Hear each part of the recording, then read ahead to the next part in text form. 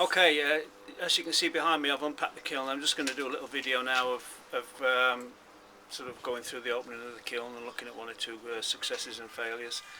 But just a little note at the beginning of this video to let you know is that the Only Clay website has been updated for Only Clay 2022. All the potters that are taking part, 62 of them I think, are on there now, and there's details of Jeff and Chris Cox's exhibition that's going to take place, and Jeff's artist in residence, the feature we're going to do for the 2 days where he's going to build one of his sculptures. So a lot going off at Only Clay this year. If you want to just check the website, it's onlyclay.co.uk. Go on there, register if you can. You don't get any bump sent to you or anything, any rubbish, no bogus emails come to you. It's just information about the show. So subscribe if you can. We'll keep you up to date with what's happening with Only Clay. And here's the kiln opening. Right, good morning. I've just started unpacking this kiln, and the first impressions are that to the front of the kiln at the door, it's oxidised a little bit. So you can see the difference in the colour there. Apologies for the dogs barking in the background. That's what it should look like. So just going to let the dog stop barking and unpack the rest of this and see what's happening.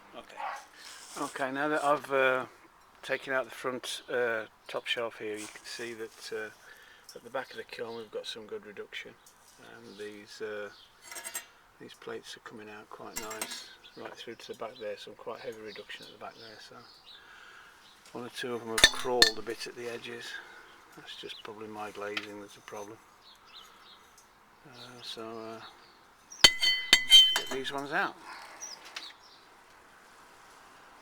Right, this is the large piece at the back. I'm just checking there's no oxidation on that, and there isn't. That's what makes an average firing worthwhile. This is my Chino, which is like a conker horse chestnut colour with wood ash sipped on the top. Base is okay, not stuck to the shelves. It's a keeper. Here again, this one's complete. This is my moon jar with the black slip with the swipe on it.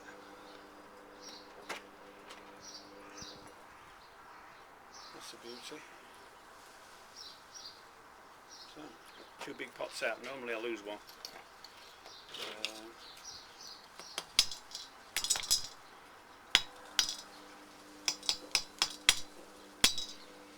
It's always a surprise when, even after all these years, it's always a surprise when stuff comes out nicely.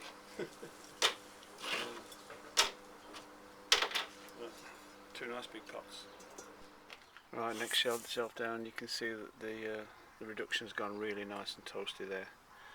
So it's this first section all the way down. You see here. These are okay. They're nice. It's a nice orange Chino, but it's not as dark as I thought it would go. But they're alright. People will like them. A bit farther down, it's slightly underfired. Alright, this is the bottom shelf with my experiments on. You can see this is the outside, this is the front of the kiln obviously. This is all oxidised. These have all got the same glazes on, these whiter ones. These have oxidised, these Chinos here.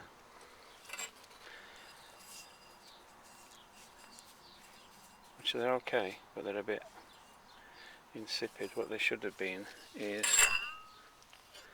like this one. This one's a beauty. You just see the iron underneath. I put a splash of iron underneath. This is what I'm trying to get with my experimentation.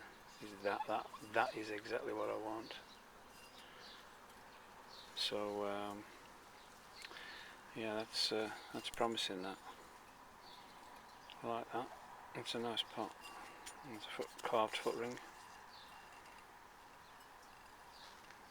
That's how they should have all turned out, but to get a couple out is fine. That's okay. Experimentation. There's another one. You can just see the sort of the blush of the iron oxide underneath where I brushed iron onto it. It's splitting nicely there. They're very nice pots. This is a Temmaku cone 9. They've come out nicely. They're a nice contrast to the white. Nice contrast to the white. Carved foot ring. They're a nice traditional tea ball. Okay.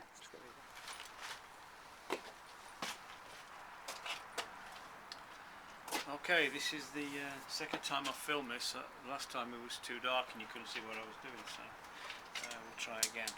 A little bit of a change on the caddy perspective. This is a sort of little flat top moon jar with a lid, so I'm going to make some more of them. They've come out quite nicely. There again we've got the oxidation and reduction effect. This one is quite interesting. This one is one of these ramen bowls, but I dropped a shelf on it when I was in the studio. I decided to turn a lip on it, or to smooth it into a lip. So I'm going to make a few more of those. Happy accident. These small noodle bowls, they come out really nice. A nice dark red. A few more the small caddies, you've seen those before. The last of the teapots, that's quite a nice one. I like the run of the ash there. Once again, the experiments and the trial I've been doing, I have an ongoing sort of project, and these ones here have come out really nicely. Better look at the black moon jar with the sweep. This is the one that I actually put this on the wheel. I run the wheel and I sweep it that way. That way you get a nice arc. That's the way I get a nice arc. This here is these are the Temmaku. I really like Temmaku glazes, but they don't sell. It's sort of a potter's glaze, but I just make what I like. I don't try and make what I think somebody might like to buy. And that's just a rabbit hole you don't want to go down. You know, I think you should just make what you like, and other people hopefully will like it and buy it. So they've come out quite nicely. This one here is quite an interesting one. The glaze is actually peeled away from that edge, but if you turn it this way up, it looks like a mountain with the sky. It's just because the glaze has run away from that edge. So that's a happy accident now. I hope you can see it. It's really good. The black clay, heavily grogged back black clay with the white slip. That looks like it's got a flame going it, like the flame that comes out the kiln. That's it really. Quite a good result. All in all, 7 out of 10 I think. I'll just give you a quick sweep across the table, and you'll be able to see what's come out. So there's a couple of these caddies come out. This big moon jar is beautiful. It's really nice. Both sides have come out nicely. There's the oxidized bowls. These little noodle bowls come out nice. There's a couple more of these landscape ones have come out okay. That one's stuck to the shelf slightly there, but it'll grind off. They're alright. There's the landscape plates, little moon jars, the big moon jar here. That's nicely done, that one. And a couple of failures. That one's oxidized. Yeah. But all in all 7 out of 10. And start making some more stuff for the next round of firings in about 4 weeks' time, ready before pot fests showing up end of April, pot fest.